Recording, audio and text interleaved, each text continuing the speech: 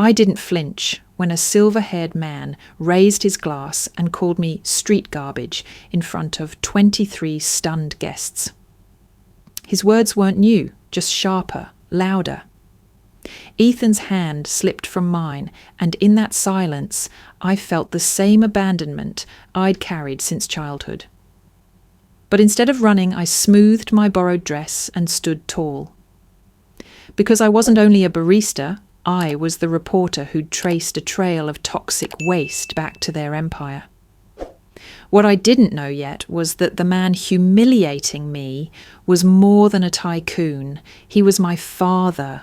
The alarm rang at 4:45 a.m., the same way it had every morning for years, pulling me out of shallow sleep into a kitchen that smelled faintly of yesterday's coffee grounds.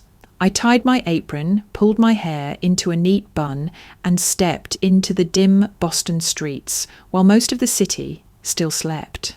Riverside Cafe wasn't glamorous. It was a narrow corner shop with scuffed wooden floors and a bell above the door that jingled even when the wind wasn't blowing. But it was mine for those precious early hours. By 5:30, the hum of the espresso machine blended with the hiss of steamed milk, and the first wave of construction workers shuffled in. Their boots tracked dust, their voices gravelly with sleep. But they tipped generously. I liked their honesty, no pretenses, no sideways glances, just gratitude for caffeine that kept them moving.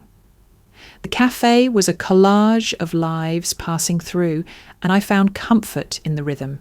My own life was far from secure, but here at least I was in control. At precisely 7:30, he arrived, Ethan Vale. Always in a charcoal suit that somehow never looked stiff, carrying a laptop bag worn at the edges. He wasn't like the other executives who barked orders at me while scrolling through their phones. Ethan looked up, met my eyes and said, "Good morning," as if he meant it. His order never changed. Black coffee with 1 sugar. Small talk began with weather, then books, then music. After a week, he remembered my name without glancing at the receipt, and I noticed the faint crinkle around his blue eyes when he smiled. I told myself it was nothing. Men like him didn't really see women like me.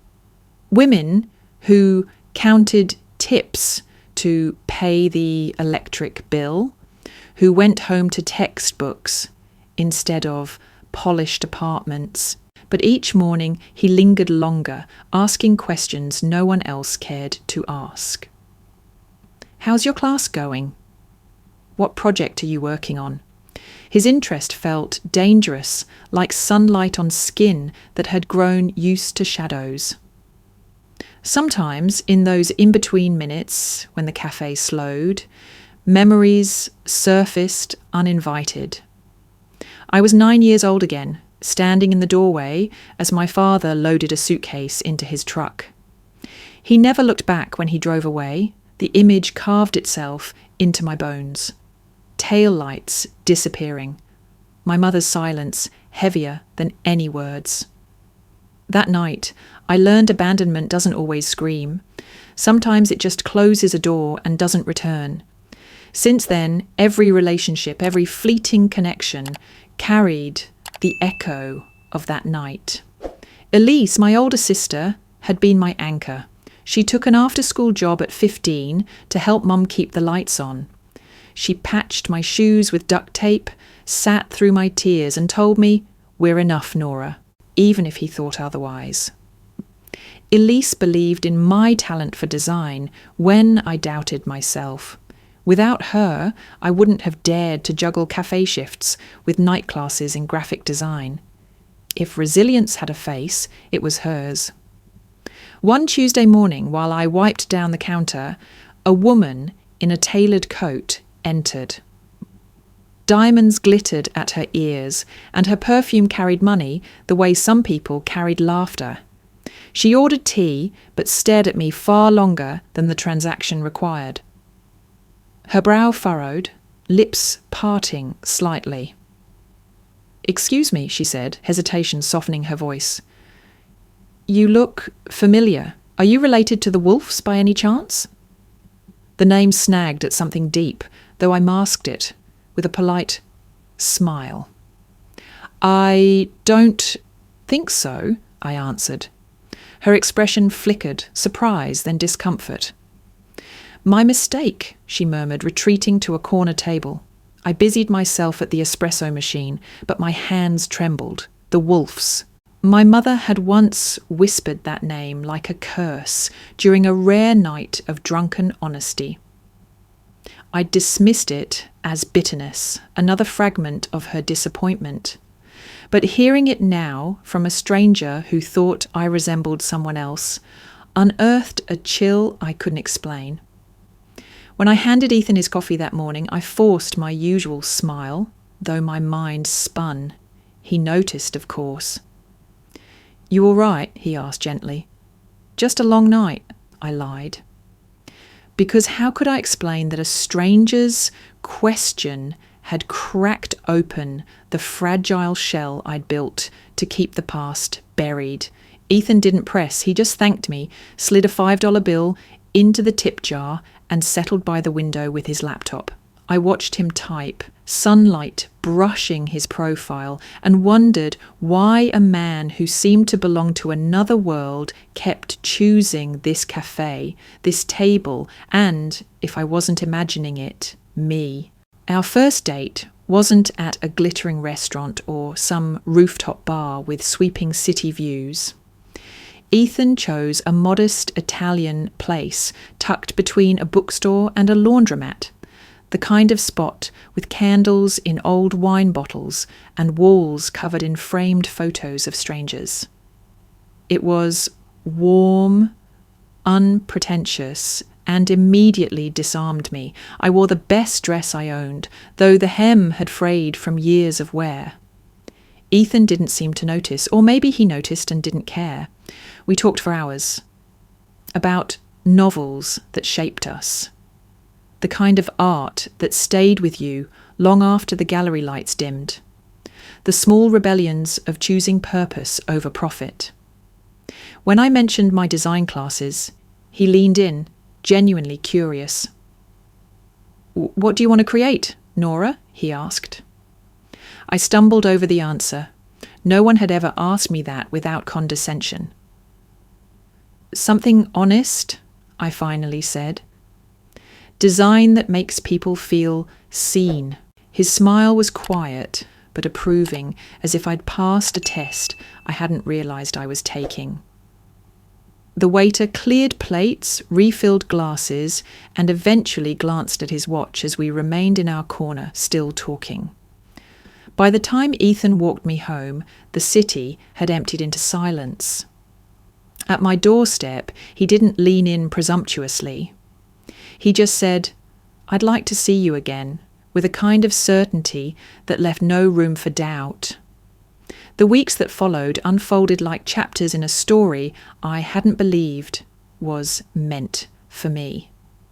6 months slipped by, woven with dinners at cosy diners, late-night walks along the Charles River, and afternoons where he sat at my cafe table, reviewing spreadsheets while I sketched designs on receipt paper. He never flaunted his wealth, though subtle hints betrayed it. A watch too fine for a man who claimed indifference to luxury, a car that purred more than it rumbled. But when I teased him about it, he only shrugged. "I grew up with plenty," he admitted once. "What matters now is what I choose to do with it." I never told him the full truth, that before cafe shifts and design classes, I'd been a freelance investigative journalist. I'd stepped away after my editor warned me that digging too deep into powerful industries came with consequences I might not survive. Yet part of me still carried that instinct to follow paper trails, to question the polished surface. With Ethan, though, I wanted to be just Nora, the woman he met at a coffee counter, not the one who carried notebooks filled with secrets.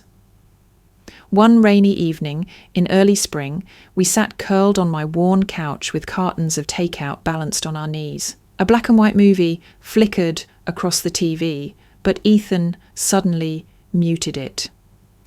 "My grandparents are celebrating their 60th wedding anniversary next month," he said, fingers tracing idle patterns on my arm. "There's going to be a dinner at the family estate. I want you there with me." The words landed like a stone in my stomach. Estate, family, dinner, images of marble staircases and crystal chandeliers collided with the reality of my second-hand furniture and overdue bills. "Your whole family?" I asked carefully. "Most of them," he admitted. "About 30 guests." "It's a big deal, Nora, but you're important to me. I want them to know you." I smiled, though my pulse hammered. Important. The word both warmed and terrified me. I wanted to believe him, wanted to trust that love was enough to bridge worlds built on such different foundations. Still, anxiety gnawed at me. The wrong fork, the wrong word, the wrong background exposed under the scrutiny of old money eyes. The following Sunday, Elise joined me for coffee. I confessed my worries, and she smirked. "Then we'll find you a dress that makes you forget every fork on that table." We scoured department stores until the price tags made me dizzy. At last, Elise offered her own midnight blue gown, tucked away from a cousin's wedding. "Borrow it," she insisted. "You'll look like you belong, even if they don't deserve you." For a moment, I almost believed her. A week later, at the cafe, Ethan lingered after his usual coffee. A man in a grey suit entered, murmuring into a phone. His voice carried, sharp and impatient. "Wolf can't delay the compliance report again. Vale and Beckett are expecting clean numbers before the quarter closes." The name hit me like ice water. Wolf. Graham Wolf. I dropped a spoon, metal clattering against tile. The customer glanced at me but kept walking, still absorbed in his call. My hands trembled as I wiped the counter. I knew that name, not from whispered family secrets this time, but from an old folder buried in my desk drawer. Graham Wolf, head of Wolf Compliance, had appeared in documents I'd reviewed years earlier while investigating environmental violations tied to international shipping. I'd shelved the story when it grew too dangerous, but the name had burned into memory. Now here it was again, circling the orbit of the man I loved. Ethan noticed the colour drain from my face. "Nora, what is it?" I forced a steady breath, pasting on a smile that didn't reach my eyes. Just tired, I said, but inside something shifted. The past I thought I'd buried was stirring, threading itself into the life I was building with Ethan. And I couldn't shake the feeling that saying yes to his family's invitation meant stepping into the very storm I'd once run from. The gown hung on my closet door like it didn't belong in the same apartment. Midnight blue silk, Elise's careful stitching at the hem. Pearls she'd pressed into my hand with a smile that tried to mask her worry. "Remember, Nora," she said that night while pinning the last seam, "you are enough. No dress, no chandelier, no last name makes you worthy. You already are." Her words clung to me in the days that followed. I watched YouTube tutorials on formal etiquette, practicing how to hold a wine glass, which fork to use for soup, where to rest my hands when conversations stalled. My small apartment became a rehearsal stage, walking in heels between the kitchen counter and the couch, balancing books on my head to straighten posture. It felt absurd, like training for a role in someone else's play, but I couldn't shake the fear of being exposed. The night of the dinner arrived with rain that slicked the Boston streets. Ethan picked me up in a car I didn't recognise, sleek, black, and driven by a chauffeur. He said it was just easier for valet, but the shift reminded me of how different our worlds were. Still, the way his breath caught when he saw me in the gown gave me courage. "You look breathtaking," he whispered, and for a moment the nerves quieted. The further we drove, the more the city peeled away into manicured neighbourhoods, until finally the Vale estate appeared. A mansion rising out of the fog, its windows glowing like watchful eyes. My stomach knotted. I thought of Elise's voice again. "You are enough." Inside, the foyer was vast, lit by a chandelier larger than my entire living room. Marble floors gleamed and portraits lined the walls. Stern men and women painted as though they'd stepped straight from history books. Staff in black attire glided silently, collecting coats and offering champagne.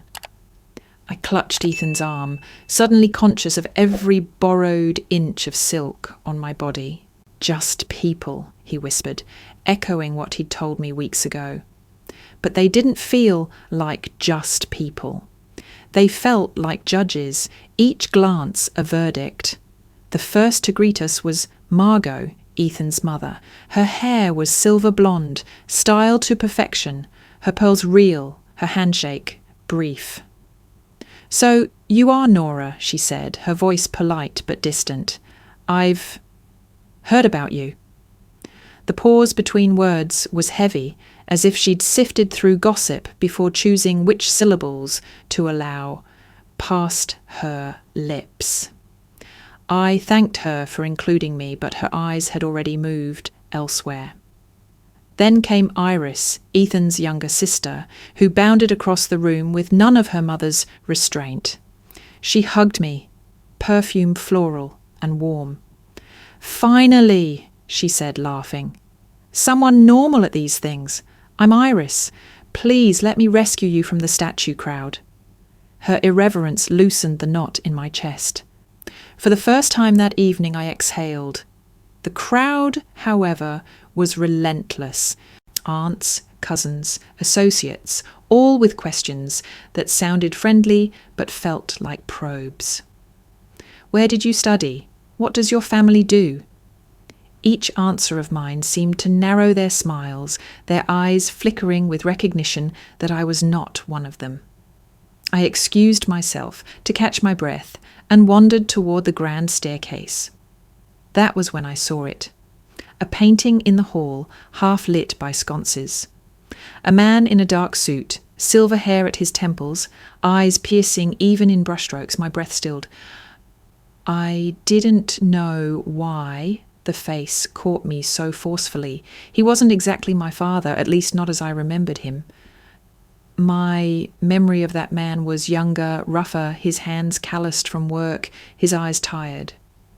But there was something, an angle of the jaw, the shape of the mouth, that pulled at a thread buried deep inside me. I stepped closer, reading the brass plate. Graham Wolfe, partner and compliance chief. The name rattled like loose change in my chest. Wolfe. Again. The same name the woman at the cafe had spoken weeks earlier. The same name I'd seen in investigation files years ago. "Beautiful, isn't it?" a voice said behind me. I turned to find Iris, wine glass in hand. My parents had it commissioned when he sealed the big shipping contracts. He's practically family, though not by blood. Mother says he's indispensable. She rolled her eyes at the last word, clearly unimpressed. I forced a nod, but my heart thundered. Indispensable partner, Graham Wolfe. The name was a shadow growing larger by the day. As we returned to the main hall, I noticed how the guests looked at Ethan, respect tinged with expectation, and how their gazes shifted to me, softened with pity or sharpened with disdain. My dress might have sparkled under the chandelier, but it couldn't disguise the unease that clung to me. Ethan leaned close, his whisper steady. "Ignore them. Tonight's about family, not them." "But whose family?" I wondered silently. And what secrets hung in these gilded halls, hidden behind painted smiles and polished silver? Dinner had not yet been announced when the atmosphere in the great hall shifted. Conversations hushed, heads turned, and the butler's voice rang out over the clinking of glasses. "Mr. Graham Wolfe has arrived?" I froze. The name struck like a hammer against the fragile composure I had been clinging to all evening. My eyes darted to the staircase as he descended, silver hair slicked back, his tailored suit exuding wealth and authority. The man from the portrait now stood in flesh and blood. "An indispensable partner," someone whispered behind me, repeating Iris's earlier words. Guests leaned in to shake his hand, their smiles deferential. He moved through the crowd with the confidence of someone who knew he belonged. His presence swallowing the room whole. When Ethan introduced me, my pulse faltered. "Nora Hayes," he said, his hand warm at the small of my back. The moment Wolfe heard my surname, his expression flickered. For an instant, the charm faltered, replaced by something sharper, almost startled. His gaze locked on me, too long, too piercing. Then, with practiced ease, he smiled. A pleasure. The grip of his handshake was iron, as though testing for weakness. A shiver ran through me. He had looked at me the way one studies a photograph they half remember, uncertain if the resemblance is coincidence or truth. The evening pressed on, and yet I couldn't shake the weight of his stare. Margot Vale hovered near him, her laughter brittle but dutiful. Charles Vale, tall and authoritative, clapped Wolfe on the shoulder like an equal. It was clear he was more than a business partner. He was part of the family's inner circle. Later, as guests milled about with champagne, I slipped toward the library for a breath of quiet. That was when I heard voices through the partially open door. "You'll need to fix the numbers," Charles Vale was saying, his tone clipped. "They've already been adjusted," Wolfe replied smoothly. "But if regulators push, we'll need a cleaner draft. I can buy us another quarter." The blood drained from my face. Adjusted numbers. Buying time. I'd heard language like this before, years ago, scrawled in confidential memos during my investigation. I stepped back quickly, heart racing, terrified they'd hear me. The door opened a moment later, and Wolfe emerged, his eyes narrowing when he caught sight of me in the corridor. For a heartbeat, we stood there. Me, clutching my borrowed silk gown, him radiating control. "Lost?" he asked, voice polite but edged. "I was just looking for the powder room," I managed. He studied me, silent long enough for my skin to prickle. Then he gave a curt nod and walked past, his cologne lingering like smoke. When he was gone, I leaned against the wall, breath shaking. Something about the way he'd said my name earlier, the way his gaze had cut through me, dredged up memories I didn't want to face.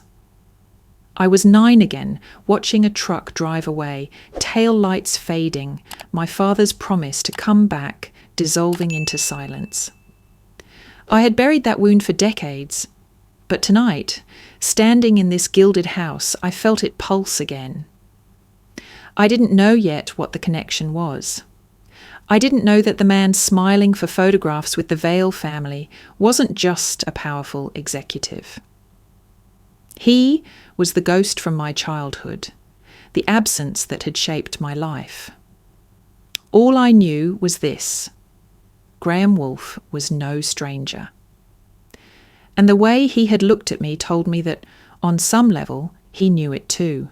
The dining room glowed with crystal and candlelight, the long mahogany table stretching beneath a chandelier that could have lit an entire street.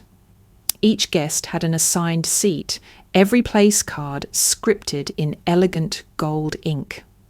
My stomach dropped when I saw mine directly across from Graham Wolfe. Ethan squeezed my hand as he pulled out my chair, whispering, "Just dinner, that's all." But it didn't feel like just dinner. It felt like stepping into a spotlight with no way out.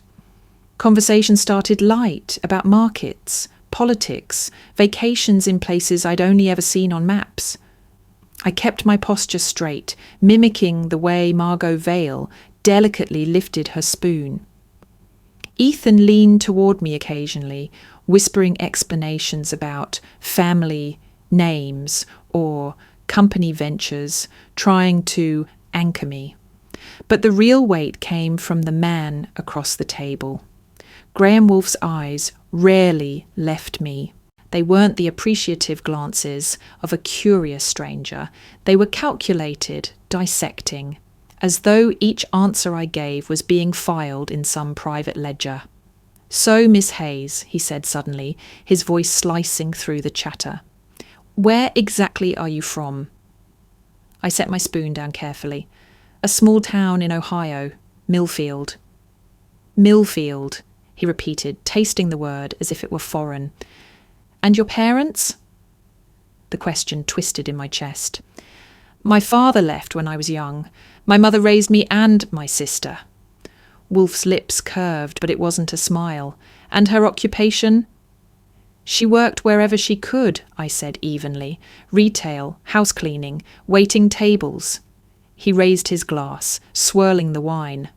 "From service work to service work. Generations of grit." His tone was cool, dismissive, disguised as observation. Ethan stiffened beside me. "My mother-in-law deserves admiration for what she sacrificed," he said firmly, but Wolfe barely acknowledged him. More questions followed, each sharper than the last. Where had I studied? Did I travel? What exactly was graphic design supposed to contribute to the world? Each inquiry drew polite chuckles from those nearby, as though Wolfe's interrogation was simply clever banter. But beneath the table, my palms dampened, my back straightened until it ached. Then it happened. The server poured an exquisite Bordeaux into fragile crystal. My hand, trembling from nerves, nudged the stem, and a thin stream of red spilled across the white linen tablecloth. The room seemed to inhale as one. "I'm so sorry," I gasped, fumbling for my napkin. "It's fine," Ethan said quickly, reaching to help. But Wolfe leaned back, lips curling in amusement. His chuckle was loud enough to halt every fork in midair. "Careful," he drawled. "That wine costs more than you probably make in a week." Heat flared across my cheeks. I forced my shoulders not to cave, but the humiliation prickled like fire. Ethan's voice cut sharp. "That's enough." Yet Wolfe wasn't finished. He set his glass down deliberately, eyes gleaming. "Borrowed silk, borrowed pearls," he said, gaze sweeping over me. Then the words dropped like a stone into the silence. "Street garbage in a borrowed dress." For a heartbeat, the room froze. 23 pairs of eyes pinned me to my chair. Margot looked down at her plate. Iris's mouth opened in disbelief. My chest constricted so tightly I thought I might shatter. I waited for Ethan's defense, for his anger to rise higher than mine. His chair scraped as he half rose, but in that split second he faltered. His jaw clenched, his eyes darted toward his father's friend, and the hesitation, the pause that said he belongs to this world, not yours, was enough. I sank back, pulse roaring in my ears. It was the same silence from decades ago, when a truck pulled away and my father never returned. The same abandonment, just dressed in crystal and gold. And in that moment, I wasn't just humiliated. I was 9 years old again, standing in the doorway, watching the man who should have stayed choose to leave instead. The silence after his insult stretched so long, I could hear the tick of the grandfather clock in the corner. My blood turned to ice, but instead of breaking, something hardened inside me. I had spent a lifetime being underestimated, dismissed, left behind. And now, here I was again, publicly diminished in front of strangers who would pretend tomorrow that they hadn't heard a word. But I wasn't 9 years old anymore. I rose slowly from my chair, smoothing the folds of borrowed silk.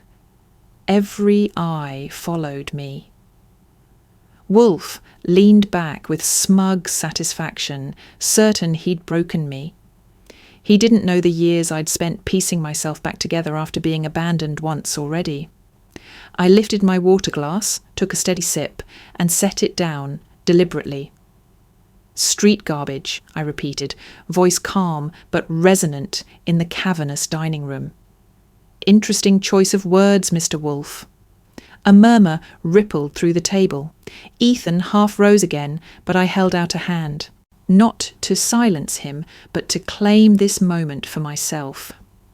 For months I've struggled with a dilemma, I continued, scanning the table, whether to step forward with what I know or keep quiet. Tonight you've made that decision easy. Wolf's expression faltered, if only for a second. His knuckles whitened around the stem of his glass.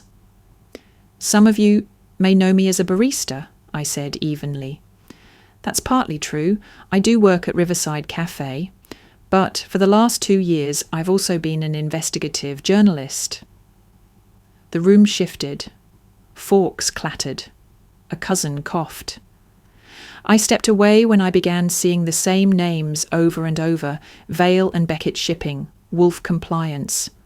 Documents of altered reports, evidence of waste dumped into protected waters, bribes buried under consulting fees.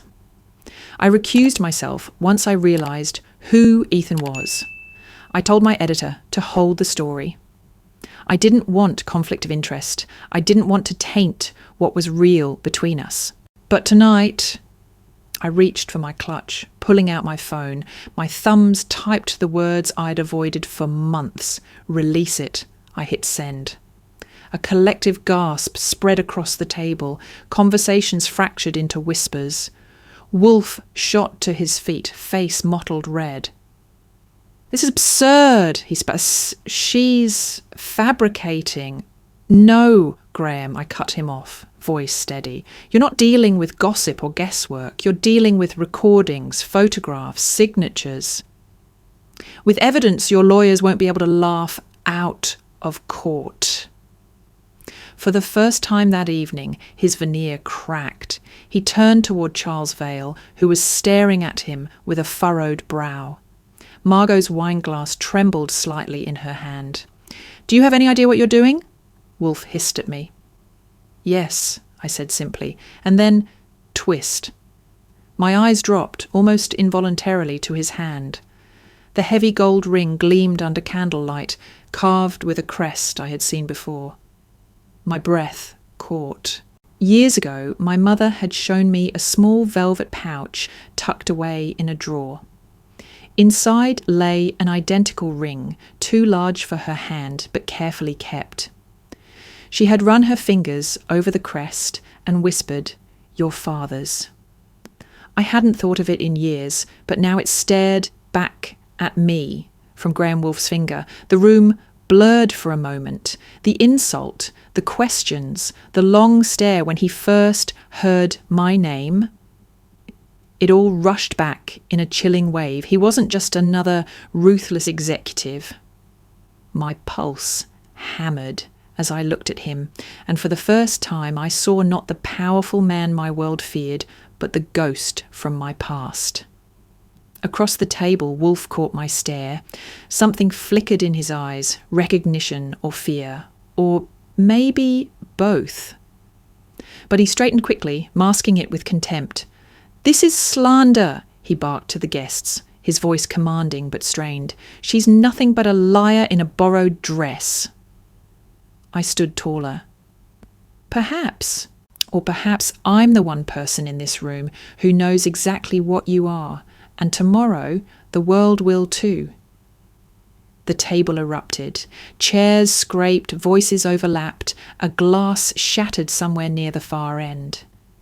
Charles Vale rose abruptly, muttering to his father Harold, who had been silent until now. Iris moved closer to Ethan, her eyes wide with a mix of shock and admiration. Ethan reached for me, his voice tight. "Nora, please!" But I stepped back, clutching my phone like a shield. I couldn't bear the weight of his hesitation. Not again. Wolf's glare seared through me, yet beneath it, I thought I saw the faintest shadow of something else. Not just fury at being exposed, but recognition he couldn't erase. I didn't know what it meant yet. Only that the man who had humiliated me in front of the world carried on his hand the same ring my mother had once held with shaking fingers. And with that knowledge came a new kind of fear, not of being underestimated, but of finally understanding why his eyes had lingered on me too long, why my name had unsettled him, why his cruelty had felt so devastatingly personal. I didn't sleep that night. After leaving the estate, I rode home in silence, the cab's headlights stretching across slick pavement while my phone buzzed endlessly in my lap. By the time I reached my apartment, the story had gone live. The headline blazed across the Boston Sentinel's site: "Vale and Wolf, compliance under federal investigation for environmental fraud." My name was printed beneath it, alongside two senior reporters. The world tilted. Notifications poured in faster than I could swipe. Emails from editors, missed calls from unknown numbers, messages from classmates and co-workers. The article spread like wildfire, picked up by national outlets before dawn. By 1 a.m, television anchors were reading words I had written. On Twitter, photographs of me at the cafe had already surfaced. The barista whistleblower, they called me. Strangers debated my integrity, my motives, my dress. Praise mixed with suspicion. Some hailed me as a hero, others painted me a manipulator who'd used Ethan to gain access. Through it all, my phone remained stubbornly silent where it mattered most. Ethan didn't call. At 3 a.m, I stood at the window, rain streaking the glass, watching the city blur into smeared colours. The glow of achievement, the triumph of exposing corruption, was supposed to feel like victory. Instead, it felt like standing on a cliff edge, wind whipping, with no one to steady me. By sunrise, the fallout had begun. The Department of Justice released a statement announcing a preliminary investigation. Environmental groups demanded accountability. Vale and Beckett's stock plummeted when the market opened. Reporters camped outside the estate, their cameras waiting to capture the collapse of a dynasty.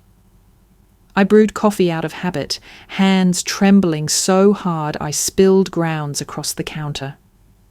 The phone finally rang. For a moment my heart soared. Ethan. But it wasn't him, it was my mother. Her voice was clipped, tired. "What have you done, Nora?" I closed my eyes. "I did my job, Mom." "You humiliated them. Do you understand what this means? Those are powerful people. You've destroyed a family." The word sliced deeper than she knew. Destroyed a family. As if I hadn't already lived through that once, standing in a doorway as a truck pulled away. "They destroyed themselves," I whispered. "You never think about consequences," she snapped. "Maybe your father left because he saw this in you." The breath punched out of me. I sank into the chair, the phone hot against my ear. "Mum, I can't do this," she said, and the line went dead. Silence thundered. I stared at the wall until it blurred. Her words landed heavier than any insult at that dinner table. For a moment, I wondered if she was right. Maybe I had destroyed something too fragile to survive the truth. The knock came mid-morning. Elise stood there, hair damp from the rain, holding 2 coffees and a bag of muffins. She didn't ask permission. She stepped in, set everything down, and wrapped me in her arms. "I saw the news," she murmured. I shook my head against her shoulder. "Mum thinks I ruined everything." Elise pulled back, her eyes fierce. "No, you exposed corruption. You told the truth. That's what matters." "They hate me," I whispered. "Not just his family, ours too." "Then they're wrong," Elise said simply. "I believe you. I always have." Her certainty was a lifeline. We sat on the couch, the TV flickering with coverage we both tried to ignore. She held my hand while reporters dissected every angle of my story, while pundits speculated about lawsuits and indictments. By afternoon, helicopters circled above the Vale estate. Federal agents carried boxes from Wolf Compliance's offices downtown. The news cycle spun faster than I could follow. Yet through it all, the ache remained the same, Ethan's silence. Each time my phone buzzed, my heart leapt, only to crash again. Not him, never him.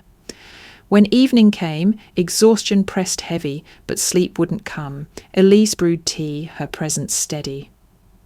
"You were brave," she said, softly, tucking a blanket around me. "Brave or reckless?" I asked. "Both," she admitted with a small smile, "but necessary." I thought of Wolf's eyes across the table, the weight of his stare, the ring gleaming on his finger. The recognition I had imagined there haunted me more than the insults. I hadn't told Elise about the ring yet, about the suspicion clawing at me. Not tonight. Tonight I let her words hold me together, because tomorrow would come with consequences I couldn't yet name. And still, no word from Ethan. 3 days later, the cafe felt like a stage I hadn't agreed to perform on. Customers lingered too long, pretending to stir sugar while sneaking glances at me. A reporter had shown up the day before, pressing for comment until my manager forced him out. By now, everyone knew my name. Everyone knew my face. The bell jingled, and in walked the last man I wanted to see, Graham Wolfe. He didn't look like the towering figure from the mansion. His suit was wrinkled, his hair less precise, but his arrogance filled the space as though he owned the air itself. My chest tightened. Elise's words, "You told the truth," echoed in my mind as I wiped my hands on my apron and approached. "Mr. Wolfe," I said evenly. "Nora." He didn't bother ordering. "We should talk." My manager bristled, stepping forward, but I raised a hand. "It's fine. I'll take my break." We sat in the far corner, the hum of the espresso machine muffling the tension. He leaned in, voice low. "You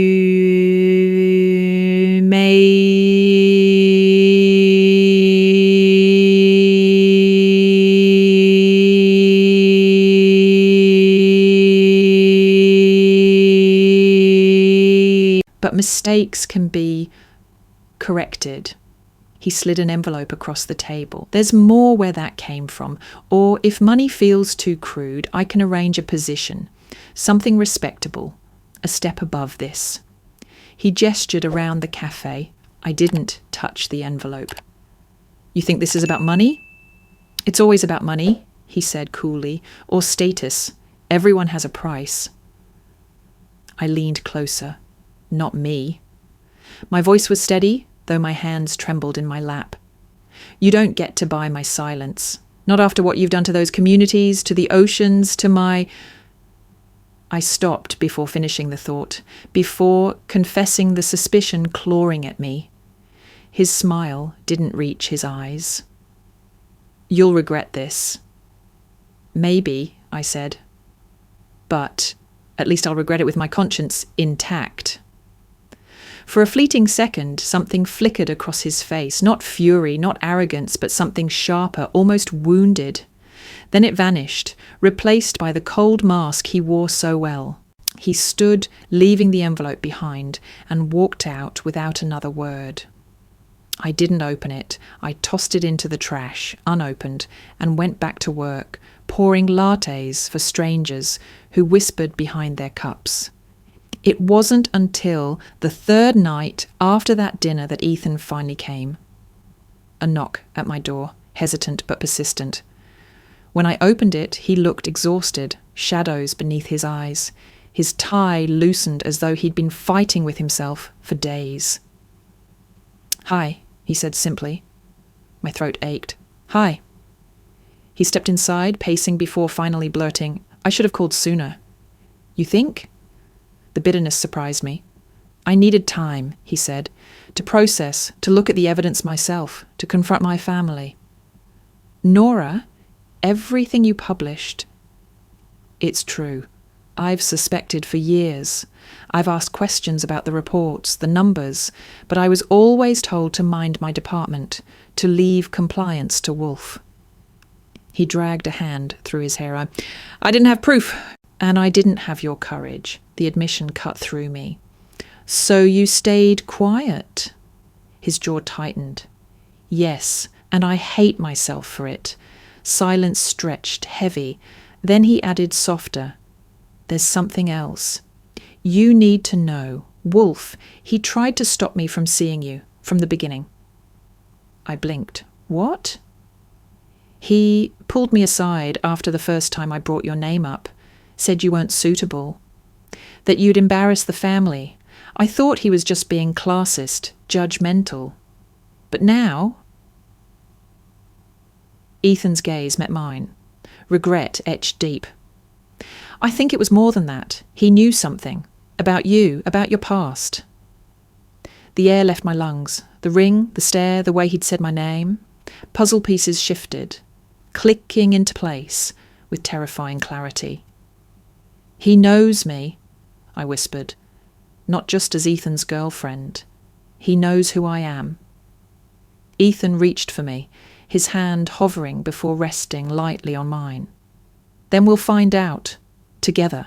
But all I could think was how his insult had cut deeper than anyone else's could, because it hadn't just been cruelty, it had been personal. The crash came faster than anyone expected. Within a week of the article's release, Vale and Beckett's stock had dropped nearly 40%. Trading floors buzzed with panic, and news anchors spoke of the unravelling of a dynasty. Offices downtown emptied as regulators seized documents, and layoffs swept through departments that had nothing to do with compliance, but everything to do with cutting costs. It was the faces that haunted me most. Workers I passed on the street, their eyes weary, clutching boxes filled with the pieces of their livelihoods. Secretaries who had done nothing but type memos. Dock workers who had depended on steady paychecks for decades. Fathers, mothers, sons, daughters. Caught in the wake of a fraud they hadn't chosen, I should have felt vindicated. Instead, I felt sick. So I pitched a new series to the Sentinel, stories about the collateral damage. My editor hesitated. Readers liked scandal, not aftermath, but finally agreed. "If you can make them care," he said, "we'll run it." I interviewed families in coastal towns where oil slicks had poisoned fisheries. A retired sailor who'd lost his pension after the stock collapse. A young mother who had counted on Vale health benefits for her sick child. Their voices shook with anger, grief, fear. I wrote every word down, trying to capture not just the facts, but the ache of human cost. Ethan read the first draft one evening at my kitchen table. His jaw tightened, not at me, but at his family's name, woven through the stories of broken lives. "This is what I was blind to," he said, "what I let myself ignore." The next morning, he walked into the Vale Tower and handed in his resignation. It didn't end quietly. Margot Vale stormed into his office, her pearls gleaming like armour. "How dare you abandon your family now?" she demanded. Ethan's voice was steady. "Family doesn't mean protecting lies. It means standing for what's right." Her reply was ice. "Then perhaps you were never truly part of this family at all." The words stung him, I knew, though he didn't admit it. That night he sat on my couch, staring at the rain-soaked street below. "She chose him," he said quietly. He didn't need to clarify. He meant Wolf. Margot had chosen to stand with Graham. Even as the empire burned, not everyone did. Iris appeared at my door the next day, 2 coffees in hand, and a grin that didn't quite reach her eyes. "Looks like I'm officially the black sheep now," she said. "Congratulations. You've got company." She hugged me tight. "I'm on your side, Nora, always." Her loyalty meant more than she realised. For once, I felt less alone. Then came the twist I hadn't expected. An email arrived late one night. Subject line, "You don't know me, but I know what they've done." Attached were dozens of files, scanned memos, internal reports, financial ledgers. At first, I thought it was a hoax. But as I scrolled, my heart pounded. The documents were detailed, damning, and specific. The sender had signed only one word, whistleblower. I called my editor immediately. He verified the metadata and cross-checked details with what we already had. "This is gold," he whispered. "It's someone inside." But the files contained more than I'd anticipated. They didn't just implicate Vale and Beckett. They detailed Wolf Compliance's direct role in forging data, creating shadow accounts, even bribing inspectors in multiple countries. And at the bottom of one scan memo was a signature I recognised, Graham Wolf's, bold and undeniable. My hands shook as I printed the pages, spreading them across the table. Ethan stood over my shoulder, silent, reading line after line, until he cursed under his breath. "This isn't just corruption," he said. "It's a blueprint for destruction." I nodded, throat tight. "And now it's in my hands." For the first time since the dinner, I felt not just fear or anger, but power. The kind of power that comes from truth too heavy to bury. But truth had already cost me so much: family, peace, love. The question now was how much more it would demand. The Vale name had become toxic. Headlines screamed of fraud, betrayal, environmental devastation. Charles Vale disappeared from public view, retreating behind locked gates. It was Harold Vale, the patriarch, who stepped forward. At 84, his hair white and his posture bent, Harold stood before cameras with a gravity that silenced the press. "I founded this company with integrity," he said, voice trembling but strong. "We have lost our way. As of today, I am returning as interim CEO to ensure full cooperation with federal investigators. No more lies, no more cover-ups." It was the closest thing to redemption the family had. Investors, once hostile, allowed the stock to stabilise slightly. Reporters praised the old man's courage, though many wondered if it was too late. For Harold, the announcement was less about saving the company and more about salvaging its soul.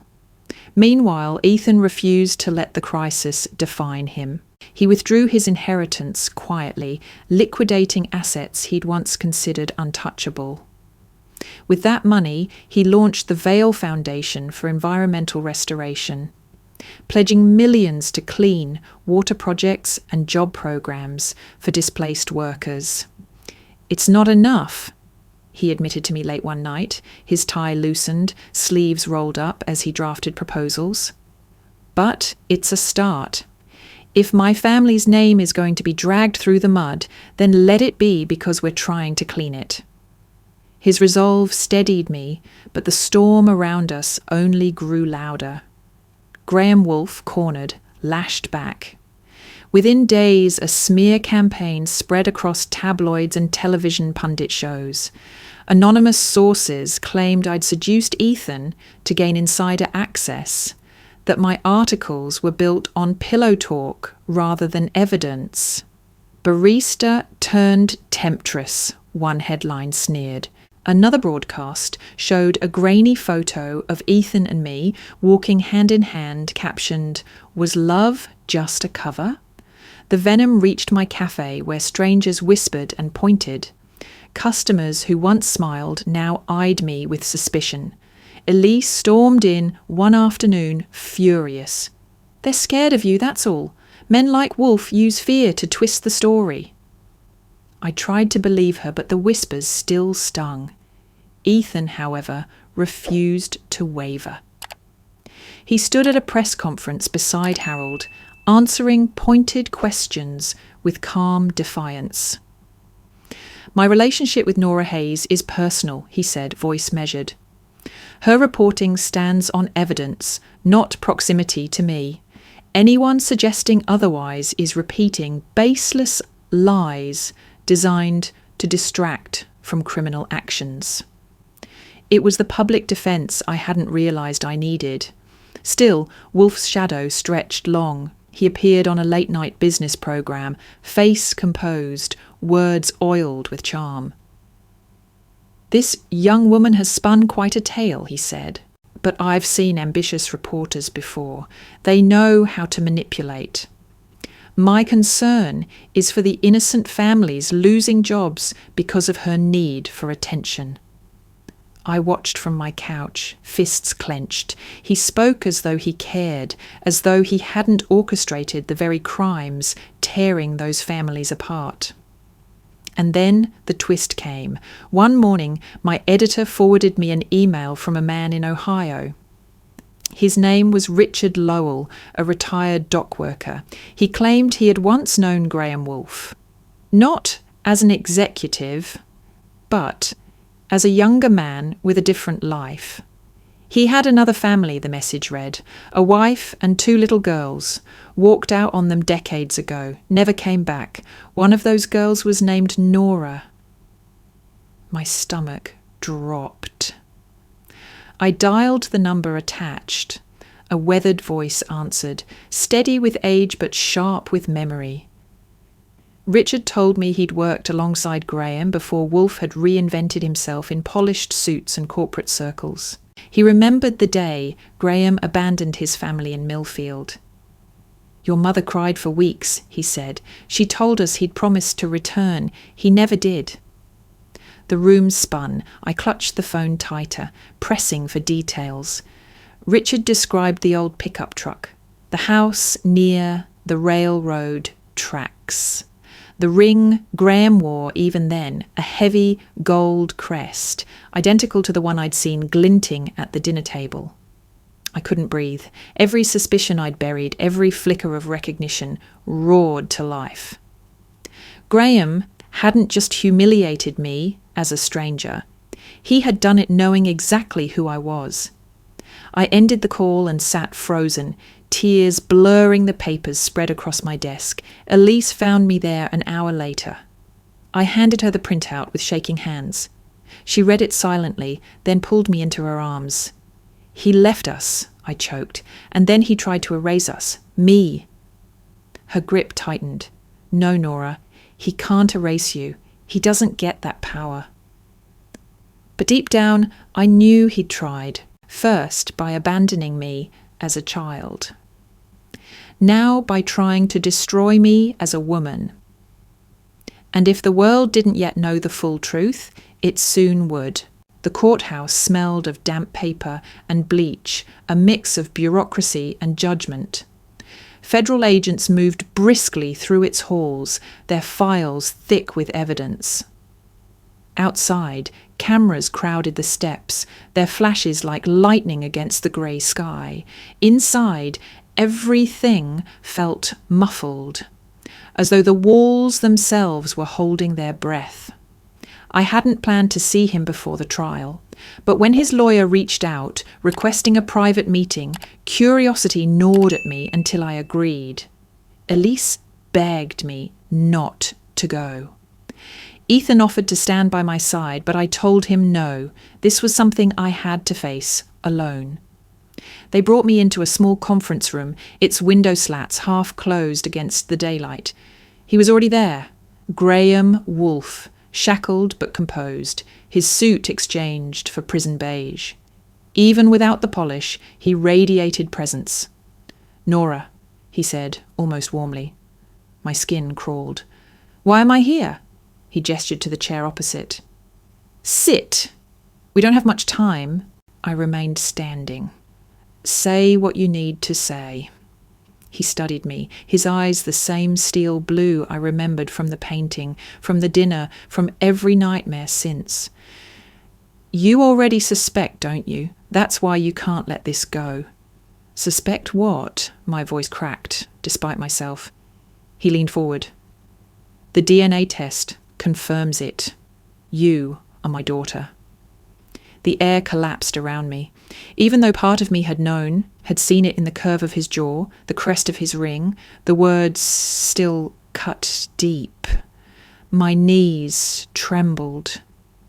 "You left us," I whispered. "You left my mother, Elise, me. You walked away and never came back." His expression barely shifted. "I had a different life to build. Your mother was not suited for the world I wanted."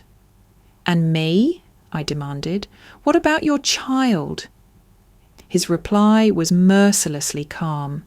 "Blood doesn't bind obligation. You survived without me. You're strong. Consider it a gift."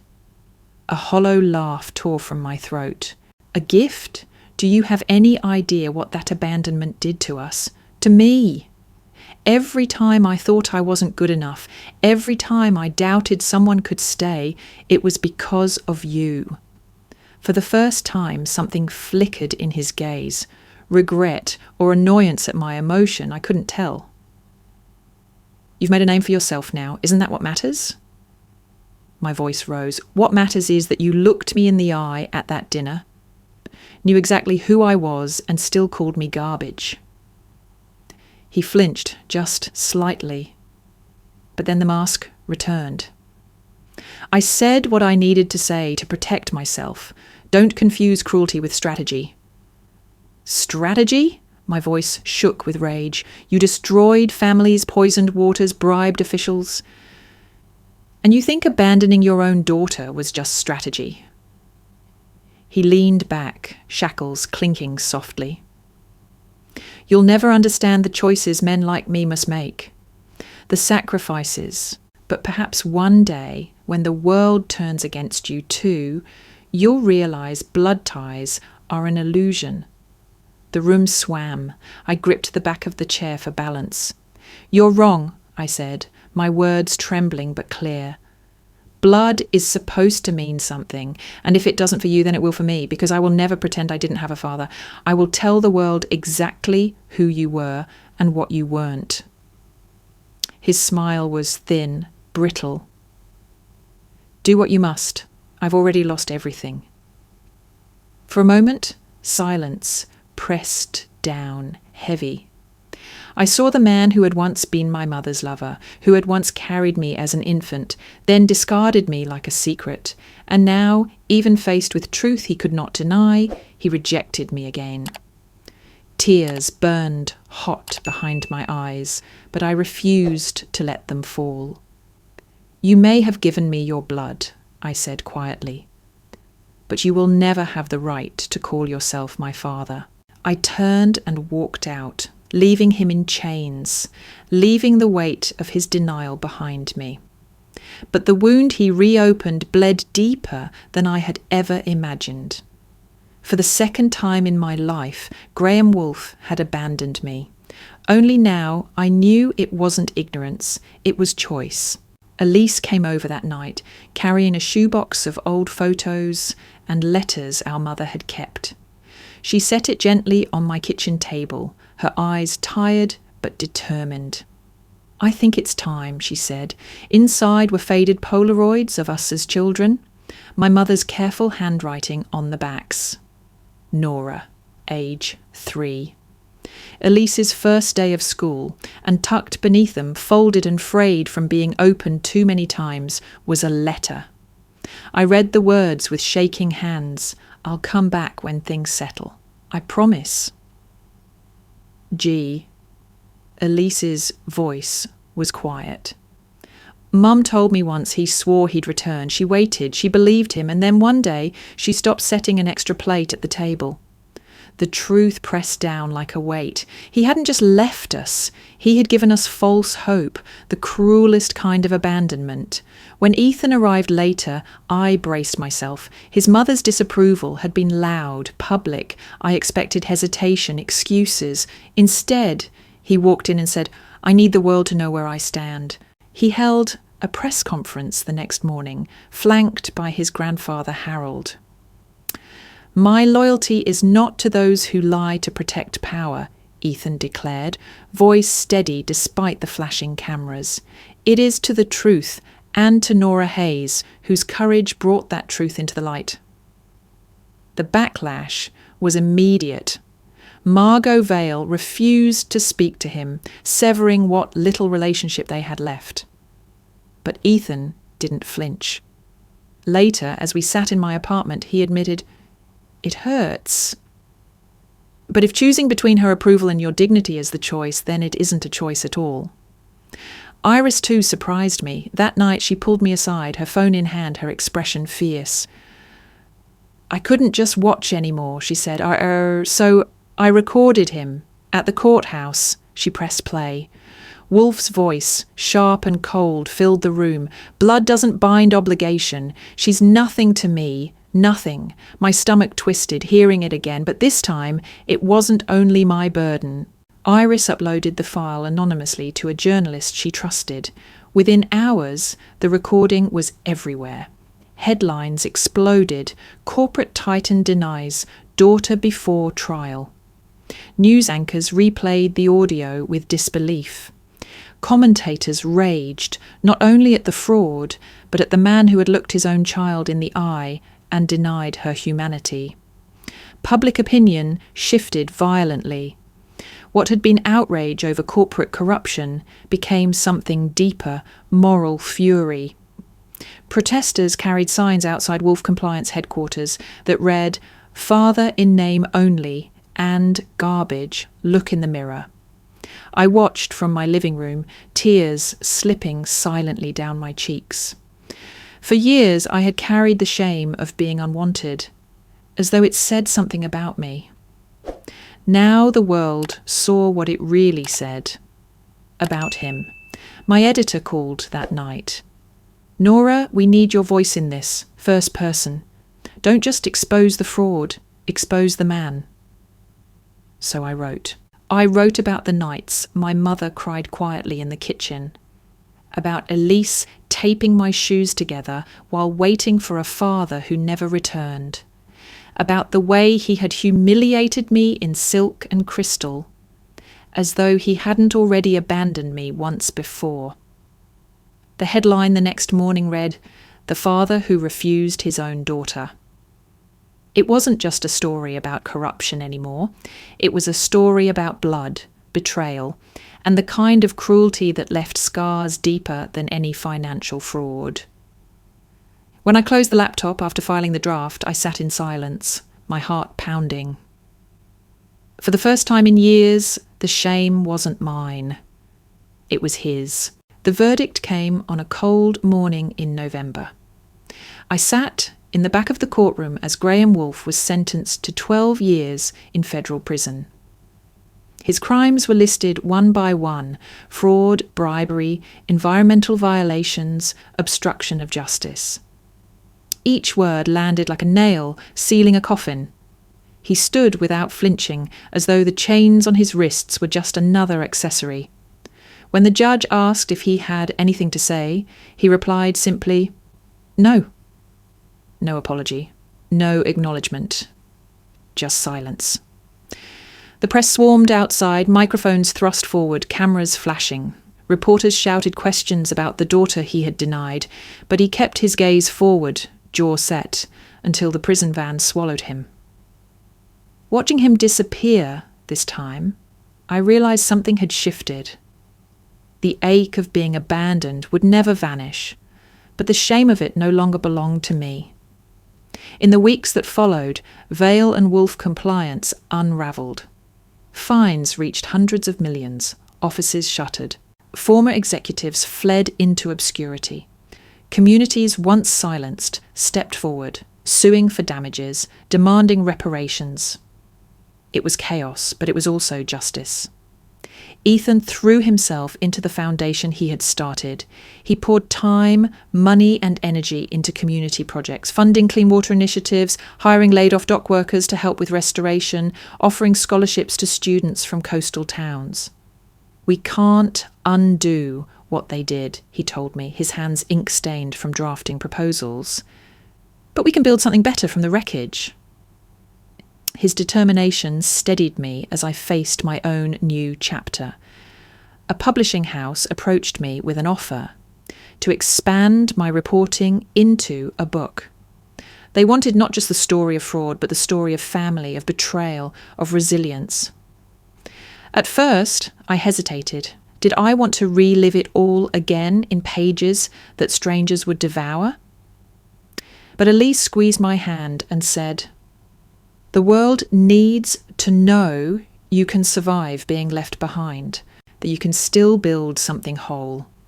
So I signed the contract. For the first time in my life, I felt the possibility of creating something lasting, something entirely mine.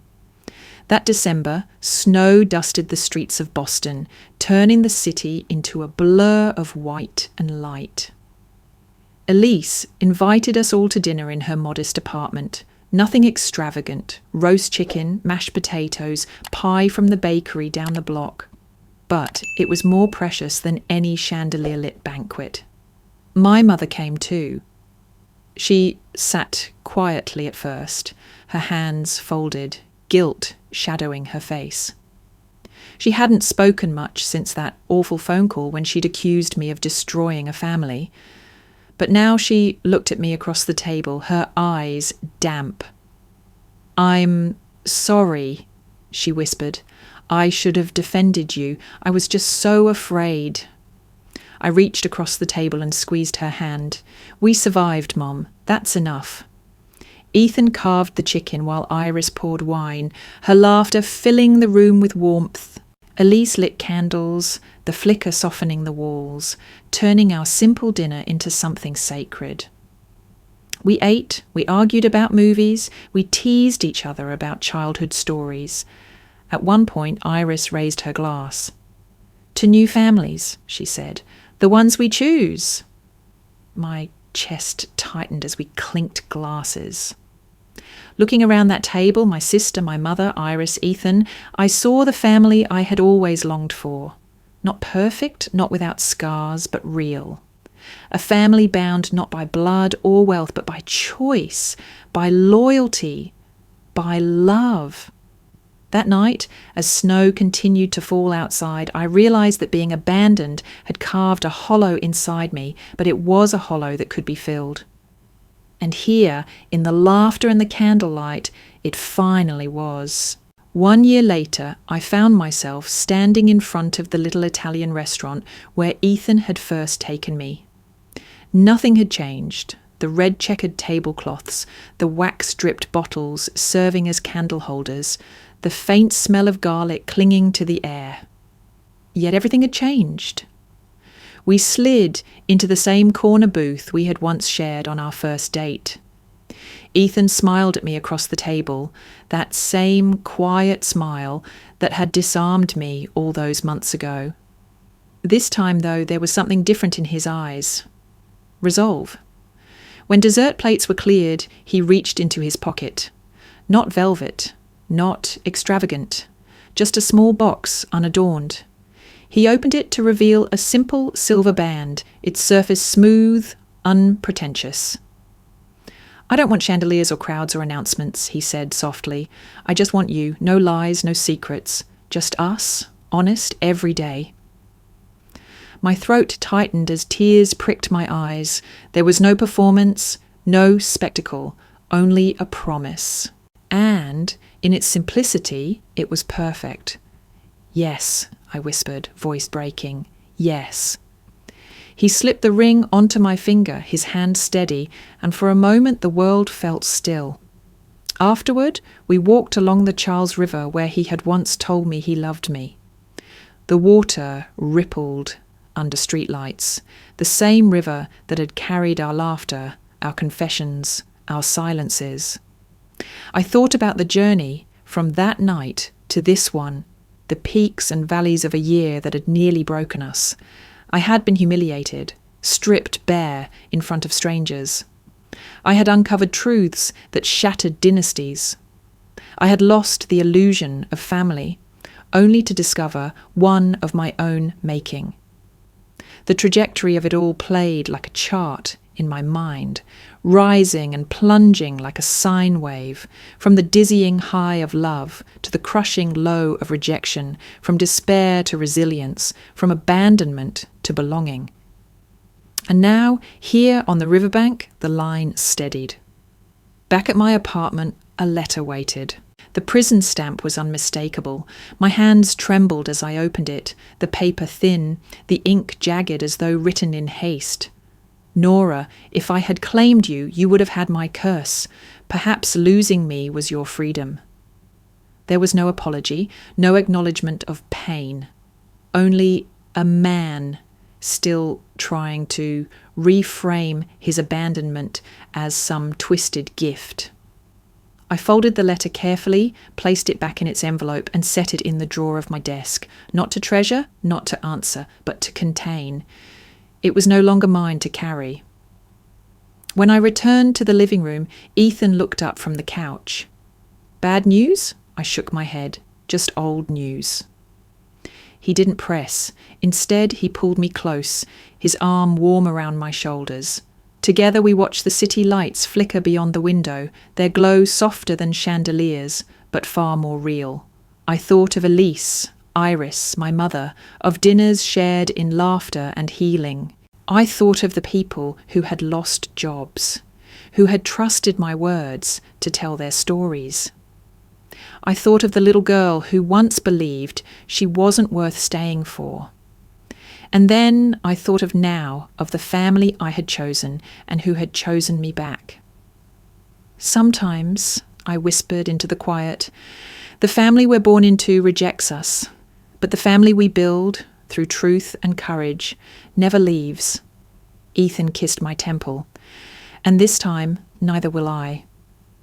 The ring on my finger gleamed softly in the lamplight. Not borrowed, not flaunted, just mine. For the first time, I believed I was too.